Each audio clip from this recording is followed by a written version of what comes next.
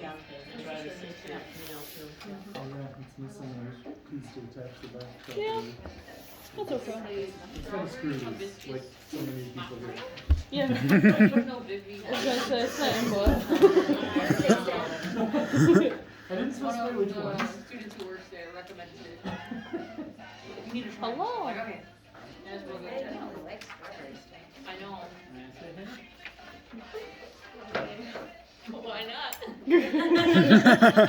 Sure. Even for your boyfriend. Oh no, he's taking a break. Is there a difference? Hopefully not yours. Right. I don't even have the extra. This is a song from your era, right? Oh, yeah. Okay. We reckon this Some 80s jam. Yeah.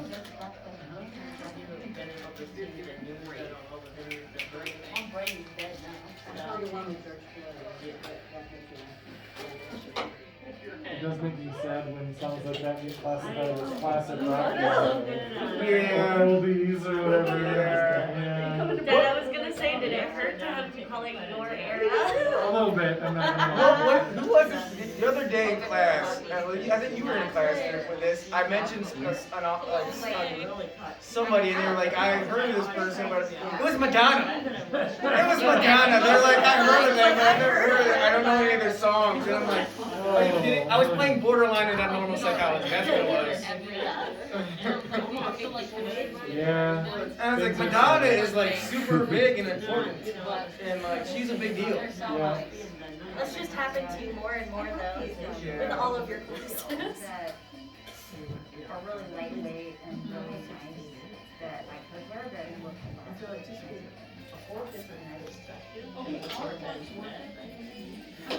Okay. I've been debating. I've been debating. Well, you can get like a cute Yeah. say, but like this. You guys have been a lot on campus this month. That's what you just said. Somebody wants me to video yours. Big glass. I don't even remember who it Last is. family member It's working probably its way through. Monica. I know what? Maybe. I don't know how to do that. Class, you know, you know. Brandon's recording too. Oh, Braden's recording? Yeah. Oh, so now I'm after this.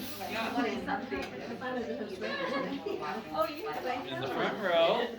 Honey, in the front row.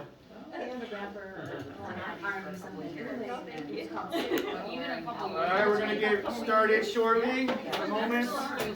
Stragglers come in. It was kind of fun.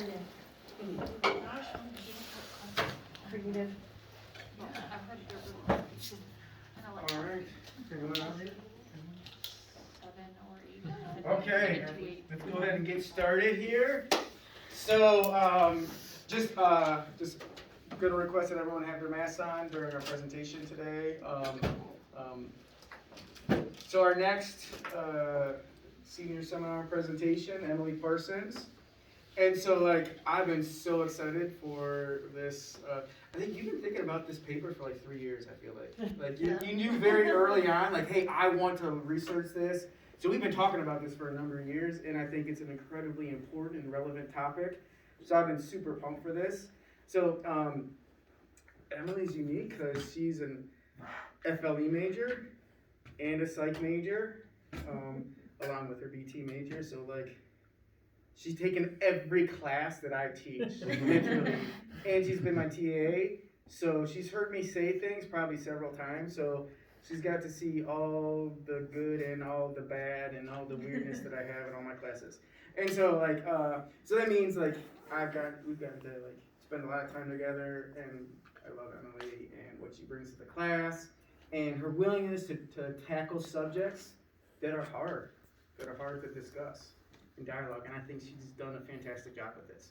So I'm super pumped for this presentation today. So, all right, Emily.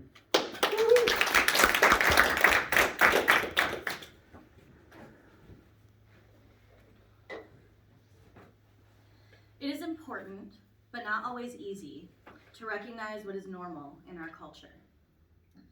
I would like for you all to keep this quote at the forefront of your minds throughout this presentation today.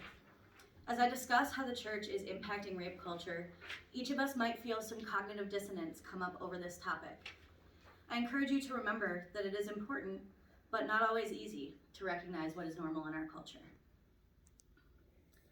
Before we can discuss how the church is influencing rape culture, we have to take the time to understand what rape culture is.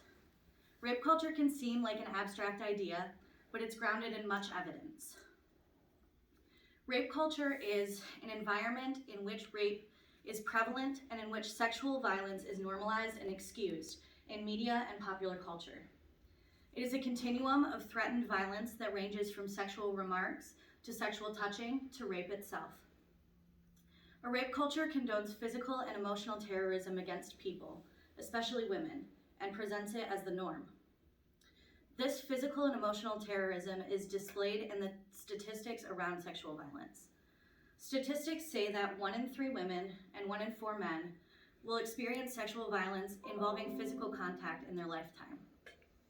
In fact, 1 in 6 women and 1 in 38 men will experience attempted or completed rape in their lifetime, and 1 in 14 men will be forced to penetrate a partner in their lifetime. Sexual violence starts early and continues through the entire lifespan, affecting people of all age groups, with 1 in 3 women reporting their first experience of sexual violence between the ages of 11 and 17, and 1 in 8 experiencing sexual violence before the age of 10. This statistic is reflected in males as well, with 1 in 4 male rape survivors reporting their first instance of rape between the ages of 11 and 17, and 1 in 4 male rape survivors reporting it taking place before the age of 10. With rape being such a pervasive problem in American culture, it's guaranteed to be an issue for members of our congregations within our church communities. Churches should care about our influence upon rape culture and the survivors of sexual violence in our communities, because sexual violence and rape culture have severe consequences for survivors of sexual violence. The effects of sexual violence can look like anxiety, depression, suicidal thoughts or actions, negative health behaviors such as smoking, alcohol abuse, drug abuse, and risky behaviors.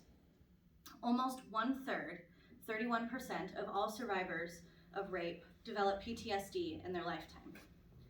This is similar to, if not even higher than, the rates of PTSD among veterans, with some studies showing 20 to 30% of all veterans being affected by PTSD. Even when survivors do not develop PTSD, the trauma from sexual violence can impact a survivor's employment, school, or home life because of time taken off, diminished performance, job loss, or being unable to work, which can have long-term economic effects on the survivor and on their family. Even completing normal daily tasks and maintaining personal relationships can seem like an impossible task for survivors of sexual violence. Because rape and sexual violence is so widespread and deeply impactful upon people, we're doing a disservice to our congregations by not addressing it and attempting to help the survivors in our congregations in any way possible. We within the American Church reinforce this rape culture of sexual violence in 5 specific ways. By supporting those who abuse over survivors of abuse, by not talking about sexual violence and rape in church, by supporting rape myths, by using victim-blaming language, and by responding to disclosures poorly. We as a church must address these issues that we are causing in order to care for the people in our congregations and communities. By not talking about rape culture and sexual violence in church, we're becoming silent supporters of perpetrators. As long as we are silent on the topic of rape and sexual violence in church, we support the rapist's plausible deniability. We act like consent is difficult to understand, while most of us know exactly what a non-consenting partner looks like. Further, we use this perceived difficulty as an excuse to not talk about the issue. Consent is not as gray, scary, or difficult as it seems. In general conversations and casual interactions with people, we can easily identify a no without being specifically verbally told no. Here are some examples of some phrases that we hear all the time that we take to mean no or not right now. I'd love to, but I already have plans. Sweet of you to offer, but I won't be able to make it. Oh geez, maybe another time? I so wish I could. Or even just a blank stare. However, when it comes to sex, rape culture tells us that only no can possibly mean no. Around sex, the expectation is that consent can be conveyed effectively by moans, gestures, movements, eye contact, and facial expressions, while conveying a lack of consent, however, must involve desperate hollering, a good faith attempt at martial arts, and preferably video documentation of the same. This is the expectation that exists, but it is absolutely unreasonable, and it doesn't have to be this way. Worse, we are doing a disservice to people who have not yet had sex by not directly talking about what consent does and does not look like. Another way that sexual violence shows itself within the church is in the form of clergy abuse. Clergy sexual abuse can look different than sexual violence in wider society, specifically because of the spiritual components involved in the relationship between clergy and the members of their congregations. The key to understanding clergy abuse is understanding the compromise of moral agency that occurs in these situations.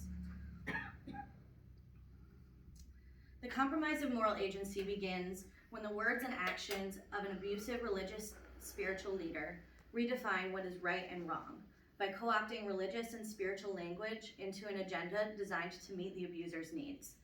In secular language, this is referred to as grooming behavior.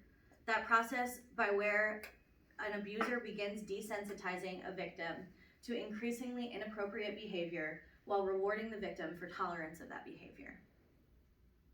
Clergy sexual abuse is both more subtle and more powerful because the abuser claims to speak for God as he gradually sexualizes this relationship with the person who's becoming his victim. The difficulty with understanding clergy abuse and most forms of sexual abuse in general is the power dynamics that are at play in these situations. When an individual seeks out a religious leader for assistance with a life issue or a spiritual question, there is a deep and usually unspoken trust that this leader will provide the assistance requested.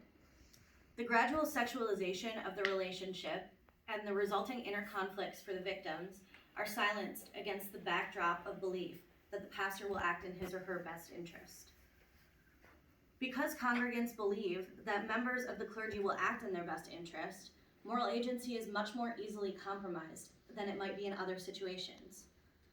Though similar circumstances apply to other members of authority, such as teachers and coaches, the difference that makes clergy sexual abuse even more impactful is the spiritual element of that relationship.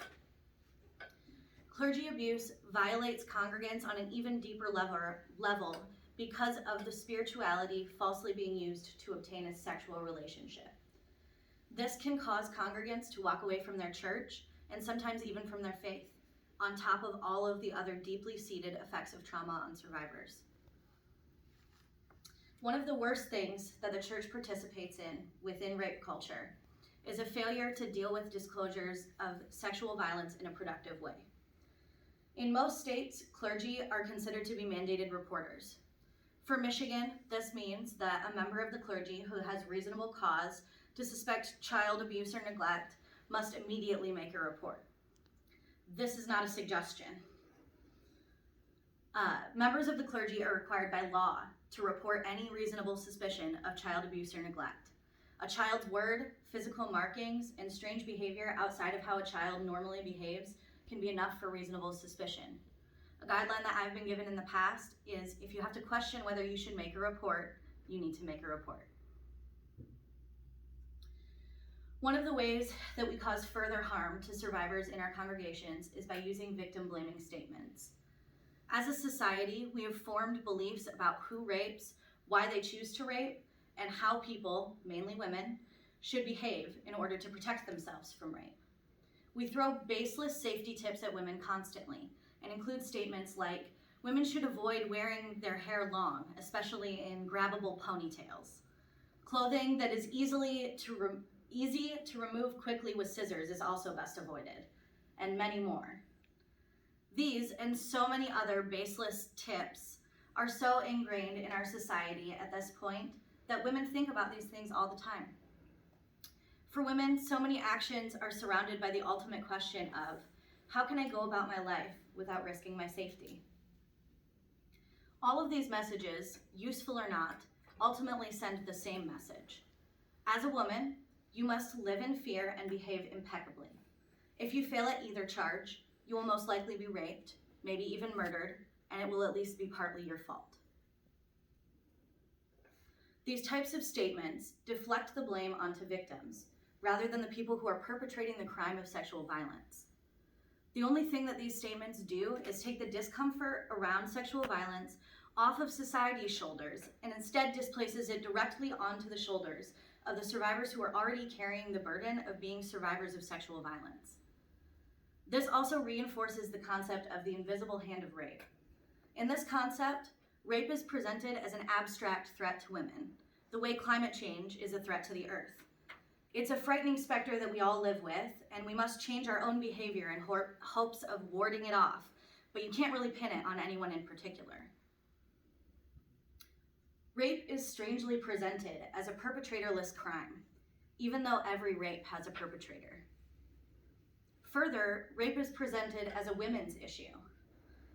Men have largely been erased from the narrative in a crime that is committed primarily by men, with 96 to 98% of all sexual violence being perpetrated by heterosexual men, regardless of the gender of the victim.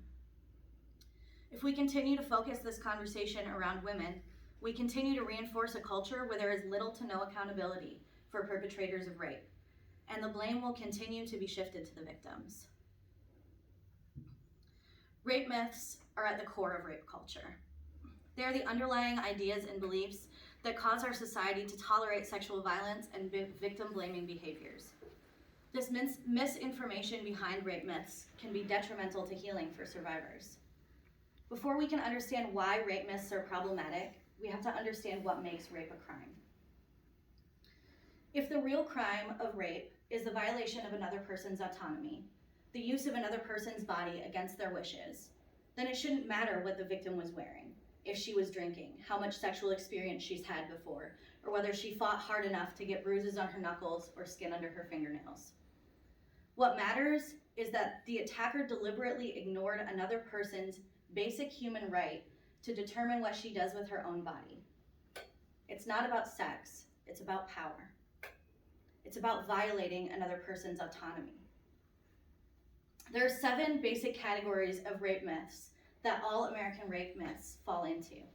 They asked for it, it wasn't really rape, the perpetrator didn't mean to, they wanted it, they lied, rape is a trivial event, and rape is a deviant event. So let's do some rape myth busting together. So the first myth is they asked for it. It is literally impossible to ask for rape. Rape, by definition, is sex that you did not ask for. It wasn't really rape. There aren't really different categories like rape, sort of rape, gray rape, real rape, and not really rape. If a person was forced to have sex against their will, it was rape. The perpetrator didn't mean to. Unfortunately, rapists like to rape, and the statistics say that most rapists commit rape more than once. They wanted it. See rape myth number 1, they asked for it. Either the person was raped or the person wanted it. Both cannot be true at the same time. They lied. This is the only rape myth with even a ring of partial truth. The difficulty with the statistics around this is that unfounded reports are equated with false reports. According to the NSVRC's overview on false reporting, there are 3 categories of unfounded reports: false reports, baseless reports, and unsubstantiated reports. A false report is a reported crime to a law enforcement agency that an investigation factually proves never occurred. A baseless report is one in which it is determined that the incident does not meet the elements of a crime, but is presumed to be truthful. Likewise, an unsubstantiated report is a report which provides insufficient evidence to determine whether or not a crime occurred. While it is estimated that between 2 and 10% of sexual assault reports are false reports, many published reports do not clearly define false allegation and often include data that falls outside of most accepted definitions. Since so many baseless reports and unsubstantiated reports are included in statistics about false reporting, the statistics available cannot accurately prove that this rape myth is substantiated. According to the cultural myth, women lie about rape all the time, for practically any reason at all. To get revenge on men who cheat, or to punish men who didn't call afterwards, or to minimize their own shame over saying yes. The evidence available makes it clear that the occurrences of false reports of sexual assault are few and far between, and at the very least, that societal perceptions of false reports are greatly inflated compared to the actual statistics. Rape is a trivial event.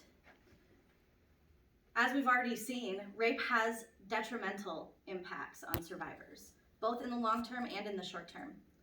Again, the problem is not the sexual aspect of rape, but the willful rejection of another person's right to decide who may touch, let alone enter, their body. This willful rejection of autonomy creates trauma, which has a variety of effects on a person's mental, physical, emotional, and spiritual health. Rape is a deviant event, or only deviant people commit rape. This myth is at the core of all of the rape myths. This myth consists of believing that rape hardly ever happens and is only committed by mentally ill monsters, not people who resemble, or are, my friends, coworkers, or family members. Belief in this myth allows all of the other myths to form. By refusing to believe that ordinary appearing people, who could easily be our friends, coworkers, and family members, cannot commit rape or sexual violence, we minimize the truth, that rapists can be anyone, in any environment. As long as you believe this, it makes sense why she must be lying, or why he must not have meant it, or how it must not have been real rape. All of these myths exist for a reason, and though it may be surprising to some, that reason often comes from within ourselves. If we accept that rape can happen to anyone, anywhere, and that anyone can be a perpetrator of rape or sexual violence, it changes our beliefs, causing cognitive dissonance. Cognitive dissonance occurs when we are presented with evidence that directly contradicts our views of the world we live in.